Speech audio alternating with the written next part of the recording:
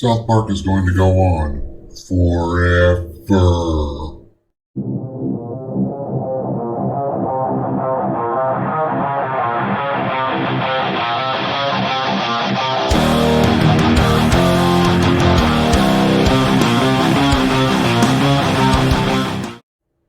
Hey there everyone, this is the Goblin King. Unlike some other Goblin Kings you may have heard of, I have actual goblins. These ones? This is Jeremy and Ryan. I'll let you guess which one. They're a bit shy. The creators of South Park, Matt Stone and Trey Parker, made the news again today. This time it's from a Bloomberg article. South Park creators signed massive new $900 million deal with Viacom CBS. The expanding South Park universe will include new movies for Paramount Plus. Paramount Plus. No one likes them. The creators of South Park have signed a new deal with Viacom CBS Inc. that will pay them more than $900 million over the next 6 years, one of the richest deals in TV history. Yeah, no fucking doubt. I've never heard of anyone getting $900 million. At least, not a single creator. Trey Parker and Matt Stone will use the money to make new episodes of South Park for Viacom's Comedy Central network and to create several spin-off movies for the company's Paramount Plus streaming service, the party said Thursday. Their first project under the new deal will be a movie set in the world of South Park that will debut sometime before the end of the year. I wonder if they mean like an actual movie in the form of bigger, longer, and uncut, or one of these squished together affairs like the Cthulhu episodes or Imagination Land. Probably the latter. The deal with Park and Stone is the clearest sign yet of Viacom CBS's growing commitment to Paramount Plus. The streaming service trails the likes of Netflix and Disney Plus, but has added millions of subscribers since it rebranded in March. Wonder if that's true. Viacom CBS is looking to the addition of South Park movies to accelerate its growth. The series remains the most popular TV show on Comedy Central. Oh, absolutely. And I'm sure if that's the only way people can get South Park, Paramount Plus probably will be adding subscribers to it. They definitely will. Chris McCarthy, President and Chief Executive Officer of the MTV Entertainment Group, approached Parker and Stone about extending their deal with Comedy Central and getting some South Park programming that would be exclusive to Paramount Plus. Oh yeah, because if it's one thing MTV fucking execs know, it's how to pander to audiences. The company's current strategy is to use its biggest hits on cable to lure customers to its streaming services, as I said. Earlier this year, McCarthy signed a new deal with Taylor Sheridan, the creator of the hit cable show Yellowstone, to create a spin-off show that will stream on Paramount Plus. I've never even heard of that. What the hell is Yellowstone? Anyway, at the end of June, Viacom CBS had more than 42 million subscribers across its streaming services, which include Paramount Plus, BET Plus, and Showtime. Do people actually pay for all three of those? Couldn't get me to pay for any of those. As giant media and technology companies compete in the streaming wars, the value of franchises like South Park has soared to record heights. Few, if any, production teams have managed to capitalize on the changes in the home entertainment landscape better than Parker and Stone, who own 50% of all online rights to the show. Yeah, that was a smart-ass thing to do. Like, seriously, I don't mean that like smart-ass, but legitimately, it was fucking a brilliant move. Now Stone and Parker, they're not dummies. Their new deal, which runs through 2027, covers 6 more cycles of South Park and includes 14 made-for-streaming movies. My thing is, Trey Parker's supposedly been tired of this shit for years. Maybe it's just the money. $900 million is nothing to sneeze at, for sure. But, I always thought he was just gonna tell everybody to fuck off and go do his own thing. We did a South Park movie in 1999 and we've never done another one because the show has been so satisfying, Stone said in an interview from his home in New York. Now we're older and the idea of what streaming movies can be is pretty promising. When Parker and Stone first created South Park, based on a short film they made in college, they were nervous that nobody would watch, or alternately, that they'd be run out of town due to its outlandish humor. But the show, which debuted in 1997, was an instant hit, delivering millions of viewers and putting Comedy Central on the map. By the 3rd season, oh yeah, for sure. South Park is what really made Comedy Central Comedy Central. Before that, it was alright. It wasn't bad. I mean, they had shit like Duckman and The Critic, but I think both of those were syndicated at that point. They also ran comedy shows like Kids in the Hall. It's like they did some stand-up shit, I believe. But yeah, after South Park, that's definitely when they blew the fuck up. By the third season, they had stopped getting any notes from the network on how to improve it. No shit on. We do whatever we want, and they are pretty supportive of it, Stone said. We're the luckiest guys in TV in that way.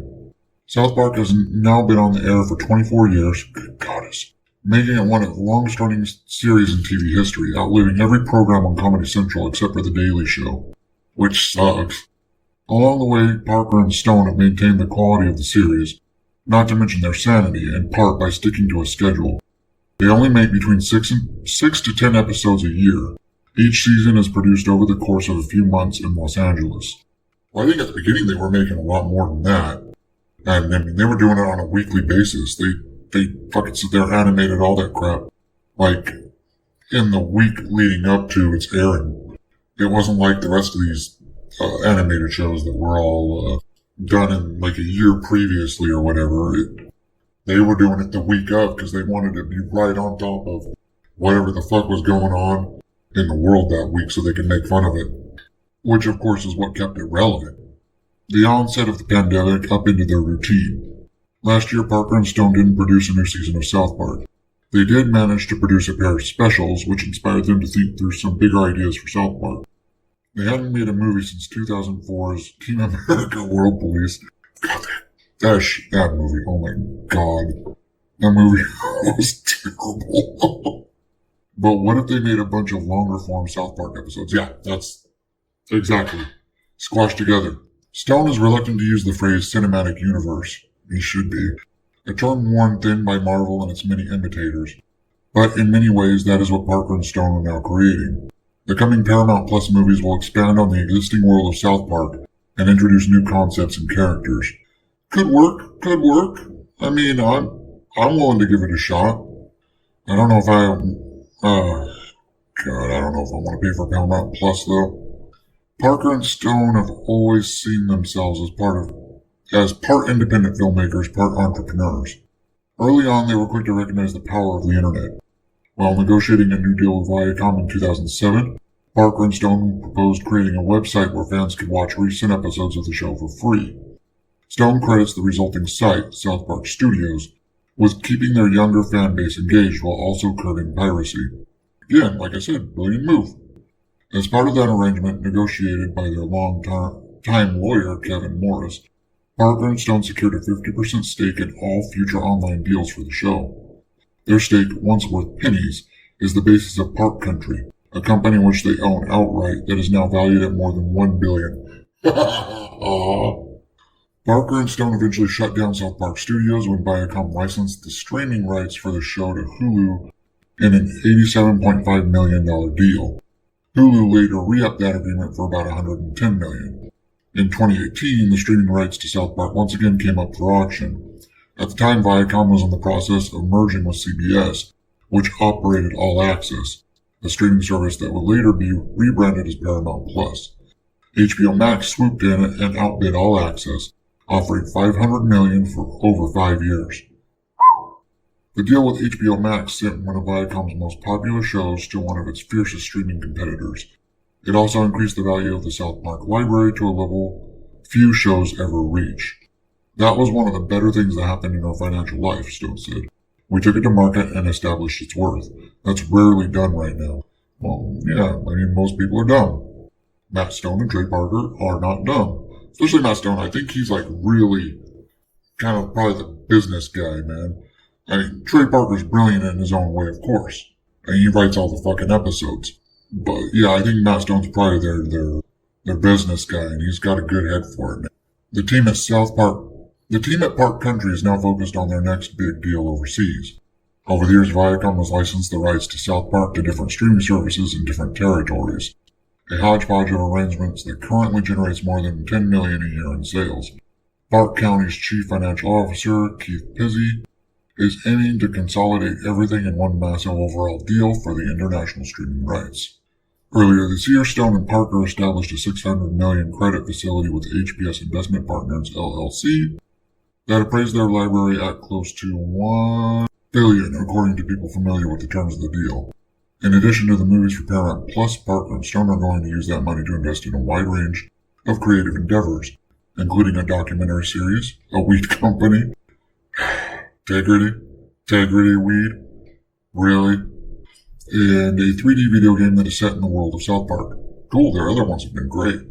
Stone and Parker are also currently building a team of deepfake artists who specialize in creating media in which an image that looks like a real person is inserted into an existing video clip. They have spent the past couple of years working on a deepfake movie, one of several films they have in development, including a musical. South Park pays the bills and then some, Stone. Trey and I have used that to pay for other stuff we want to do. Stone said the long-term plan is to sell their stake in South Park, as well as other assets like the Book of Mormon. In the current frenzied market, such a package would likely fetch a high price. Recently, Reese Witherspoon sold a majority stake in her production company, Hello Sunshine, to a new firm run by former top Walt Disney Company executives in a deal valued at about $900 million, without any assets on par with South Park changing hands. We're proud of the fact that years ago we said, let's put the show online and build that audience. What a great time to be an independent dealer. This is something we've worked on a long time, and life did come our way. Oh man, they're gonna sell their stake in South Park though? Oh man, I don't know. Well, I mean, once that happens, I guess it's probably time to cut and run from South Park. It's probably gonna become trash. Like, for real, it's probably going to start just targeting one side of things, if you know what I mean. Yeah, it'll probably be trash once they actually sell off their stake. Anyway, that was kind of a fun, interesting little article. Thought I'd put it out there for y'all. Saw it on Quad earlier. So the video's running a bit long, so I'm going to cut it off there. See, don't forget to like, share, subscribe if you like my shit. See you on the next video. Peace.